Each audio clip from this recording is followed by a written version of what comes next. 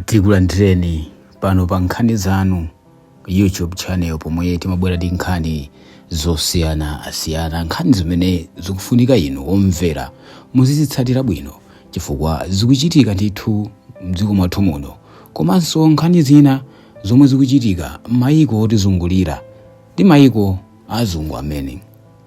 M'tsiku la lero takutengerani ku Lilongwe komwe kwachitikanso nkhani ina yomvetsa chisoni.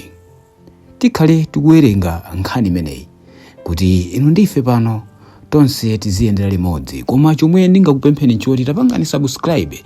Nonse amene mukuonera koma simunapange subscribe, tapangani subscribe kuti channel chimenechi chikule chifukwa ndi channel chimene tangoyamba kumene, koma tizikubweretserani nkhani zosiyana-siyana kuchokera ngodya zonse zinayi za dziko lino.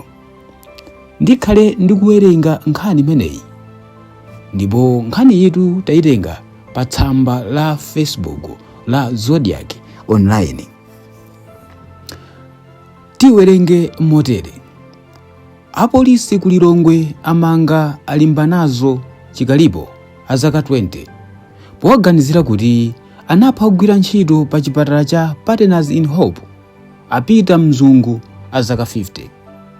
Malingana ndi mneneri wa polisi ya Lilongwe a Hastings Chigalu, apolisi apezanso laptop ya Lenovo, chikwama cha laptopuyo komanso katundu wina yemwe adabedwa pa nthawi yomwe amzungu adachitidwa chipongwe.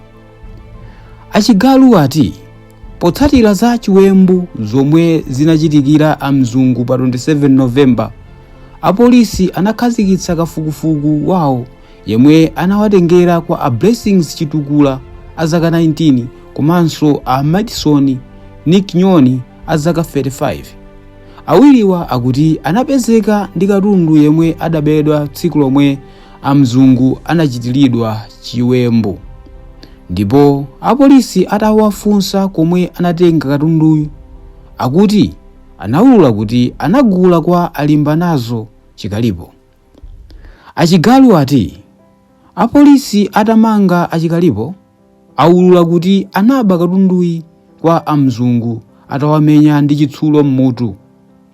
Apita mzungu omwe ankagwira ntchito ngati owerengera chuma ku chipatala cha Partners in Hope anamwalira pa 1 December akulandira thandizo pa chipatala pomwepa.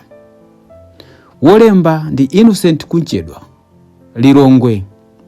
Pamenepa ndithu pa 12 mwezi wa 12 2025. Nkhani yomvetsa chisoni kwambiri, nkhani yomwe ili yopereka tsembwe makamaka kwa chinyamata komanso kwa makolo, kwa anthu osiyana-siyana, poganizira kunena kuti munthu amene wachita zosaweruzikayi ndi mnyamata ndithu wachichepere wa zaka 20. Kodi vuto ndi chani kwathu kuno? Kodi chikuchitika ndi chani?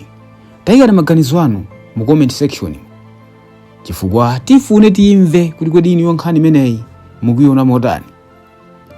Mnyamata ndithu anakathyola nyumba ndi kummenya mwini nyumba ndi chitsulo mmutu mpaka nakuvulala, zomwe zatsatira kumfa kwa mkulu ameneyi.